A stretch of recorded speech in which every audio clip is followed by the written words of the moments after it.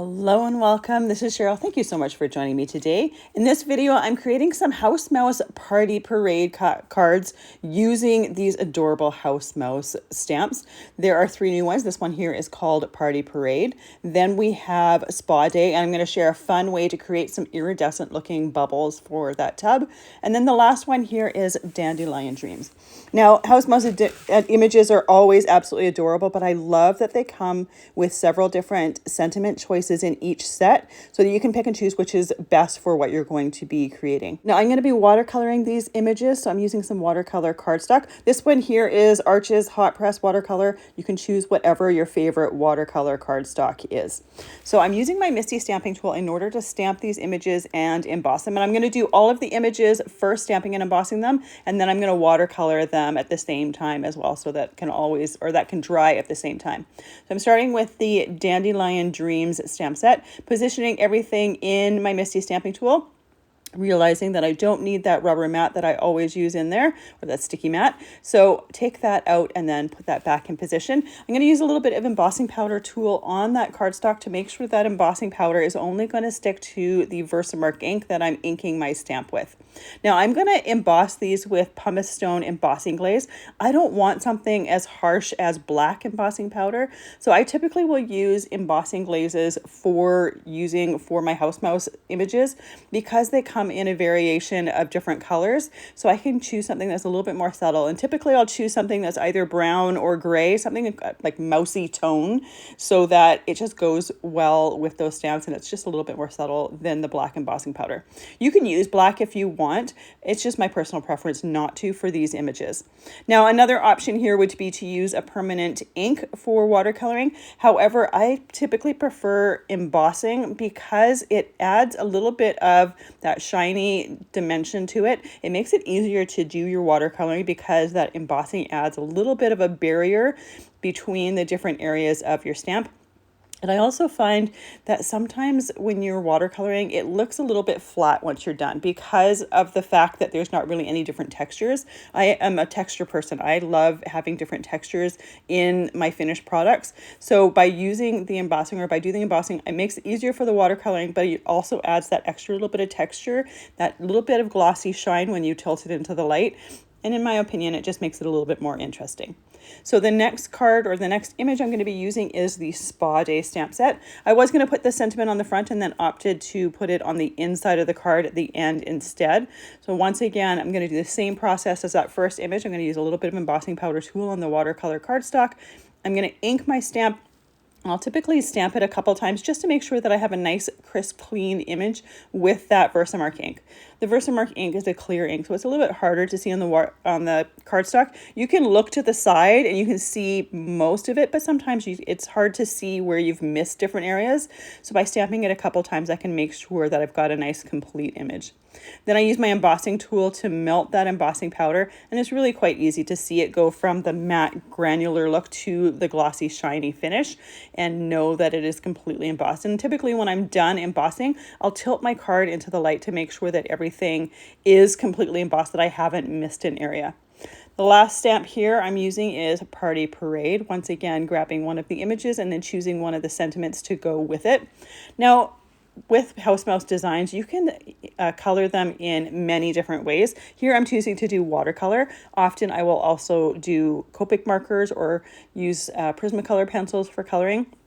I don't often do dye-based markers. They're not my favorite way for coloring in images, especially ones that are concentrated on coloring. I don't mind using them for coloring in different areas on the odd thing if it's small, but I don't really like dye-based markers because it starts to break down that paper really quite quickly. So Copic markers are my go-to if I'm using coloring markers for them, because you can get some really nice blending with it, as well as it doesn't start to break down the paper.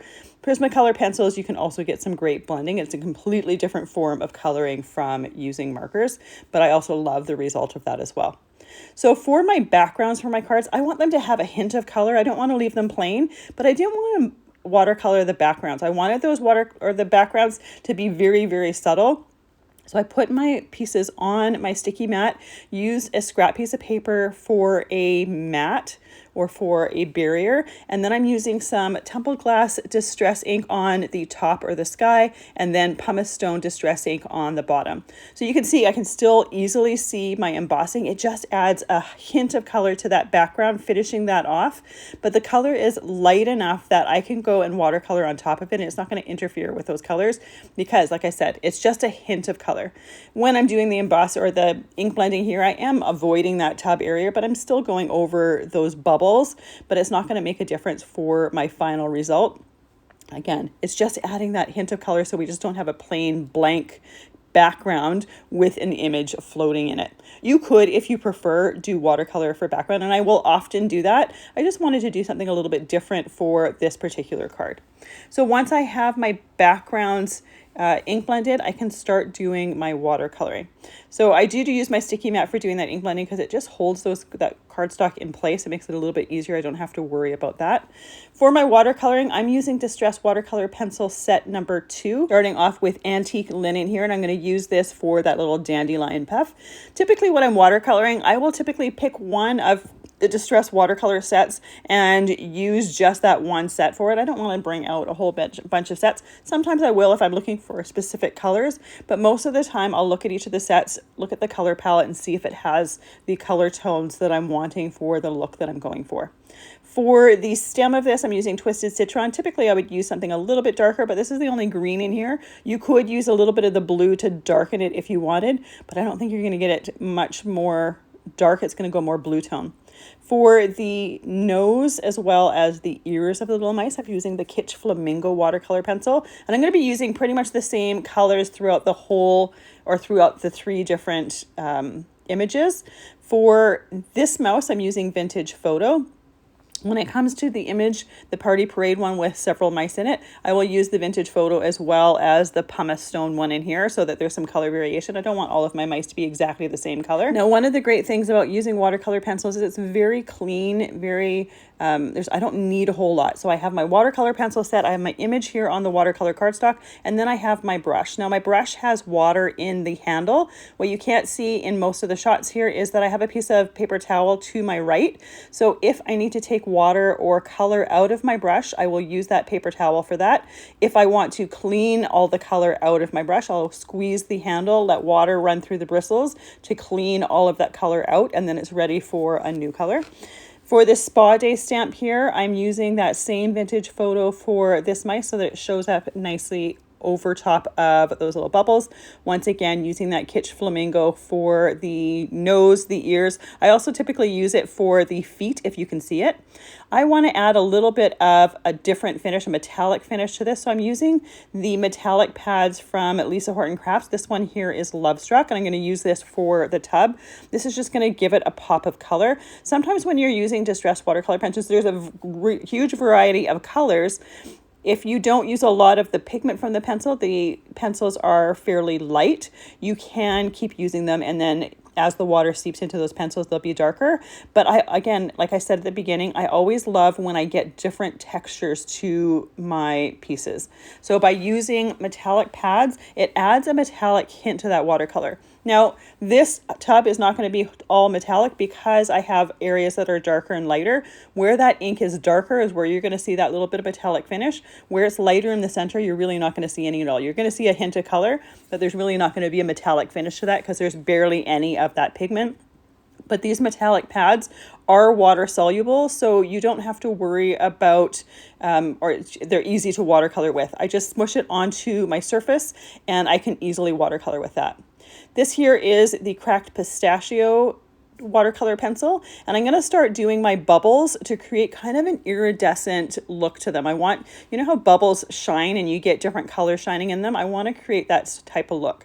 So I'm using this Cracked Pistachio, and I'm only coloring in the bottom left kind of corner, if you will, of the bubble. I'm going to use 3 different colors, and I'm doing that same edge for all of the bubbles that I see. Now I'm using that Lovestruck metallic, and I'm using it on the top of the bubble, and again the same area on all of the bubbles, so that when you look at the finished product, they're all iridescent in the same way. Once I'm done with my pink, I'm going to use the Coastline metallic ink. This is another pad from Lisa Horton Crafts. I'm going to do the top right of each of the bubbles. So all of the bubbles look exactly the same except that they're small. Or sorry, except that they're different sizes. Now you can see when I use these metallic pads, I don't necessarily go in and use a ton of color for them, especially for these bubbles. They don't have a lot of color to them. Even if when you have that iridescent shine to them, it's very light and it's very subtle. So I'm not trying to get a lot of color in the bubbles, but I do want to have that different color tone throughout them. And just like the other two colors, I'm doing that blue in exactly the same spot. So it's the top right part of that bubble. Now, I also want to give them a little bit of a pearlized look, so I'm using some Perfect Pearls. This is just the Perfect Pearls. I'm adding some water to it, just doing it in the lid, but you could always do it on your surface or on a non-porous surface.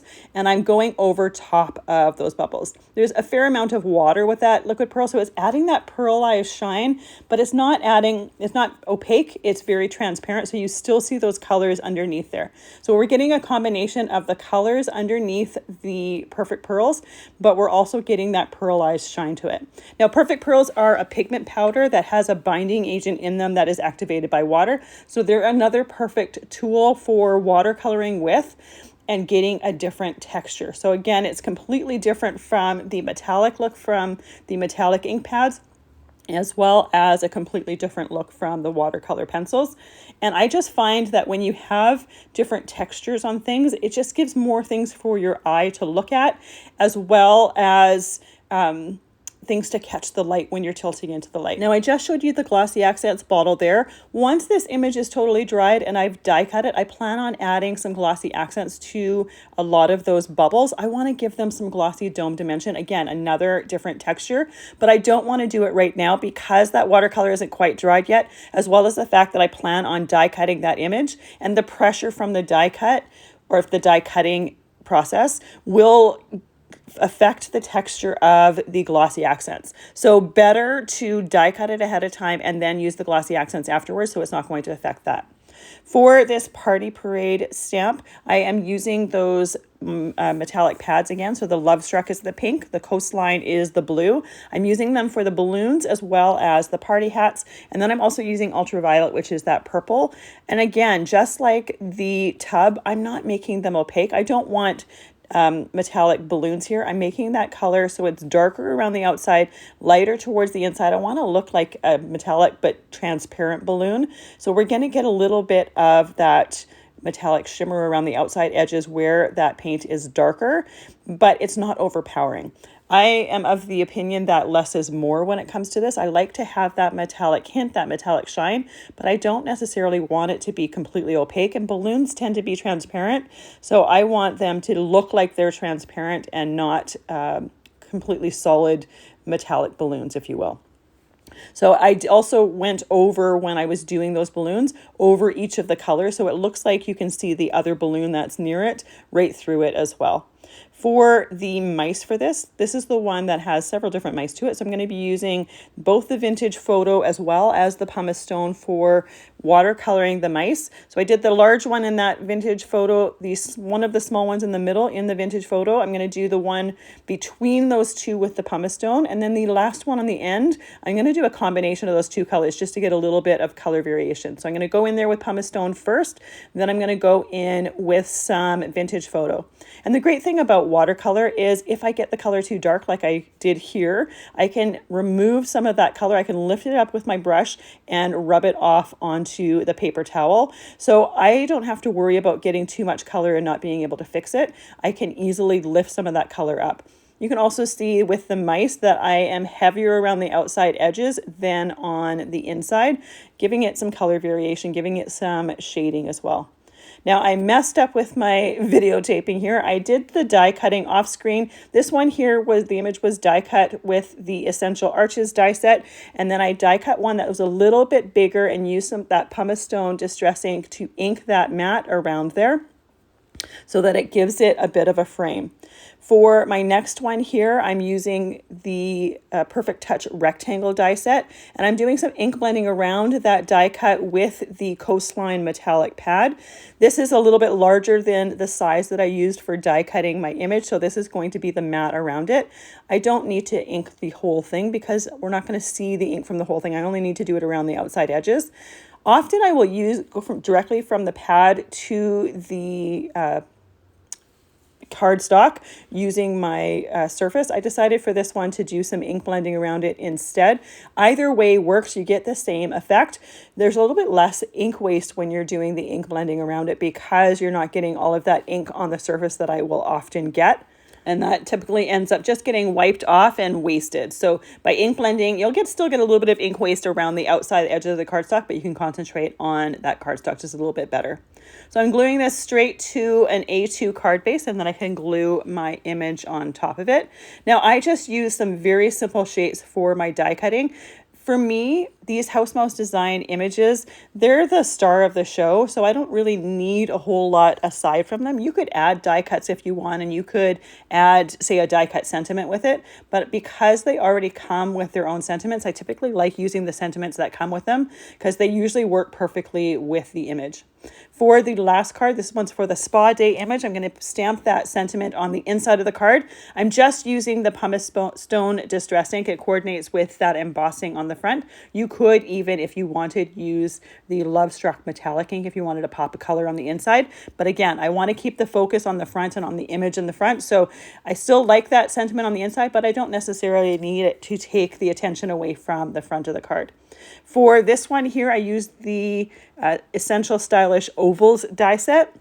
And for the mat around my image piece, I'm going to use the Lovestruck metallic ink. You can see how bright and vibrant this ink is when you do it or when you ink blend with it. But when you saw me watercolor with it, you can see how much color variation you can get. You can get to, there's a lot of water and very little of the metallic ink and almost just a hint of color, or you can get a lot of ink on there where the edges of the tub were.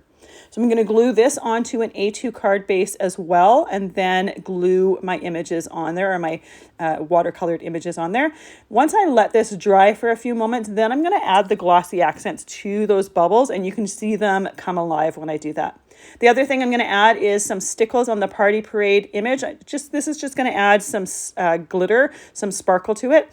I'm using Stardust stickles, so it doesn't have any color to it. It's an iridescent, transparent stickles. So you can see the color of the party hats below it, but it adds that extra little bit of texture as well as that bit of sparkle to catch the light when you're tilting into the light. For the Party Parade, I'm only putting the glossy accents on the full balloon, so I'm not putting it on all of them. If you put it on all of them, that glossy accents just kind of blends together and makes one blob. So I'm doing it on the 3 full balloons in the front of the cluster so that each one doesn't blend into the next one. Then I'm going to set it aside to dry, and it probably will take about a half an hour for this to dry completely. When you first put glossy accents down, it has a bit of a milky look to it, but it dries completely clear and completely transparent. And for the bubbles, I think it really finishes them off nicely. For all of the bubbles in the background, I used the glossy accents. And then when it came to the clusters of bubbles in the tub, I just did a few here and there that were closer to the front. I don't want, again, just like the balloons, I don't want to create a whole big messy cluster of that glossy accents. I want them to look like bubbles. So I don't put that glossy accents on all of it. It still has some shine because of the perfect pearls there, but the bubbles or the glossy accents just accent some of the bubbles in the tub there. And I think it makes them look even better than with just the color on the base as well as the perfect pearls there. Then we have our Party Parade here, perfect for a birthday party. I love the glossy accents on those balloons. I think it totally finishes them off. And the sparkle you get from the stickles doesn't take your attention away from those little mice, but it gives that extra texture. Then we have our very first part, and this one is very, very simple because there's no place to add that glossy accents or the stickles, so it doesn't have as much texture as the other two, but it's still absolutely adorable. Thank you so much for joining me today. I really appreciate all the time that you spend with me. You'll find everything I've used listed and linked down in the description box below. I hope you have a fantastic day.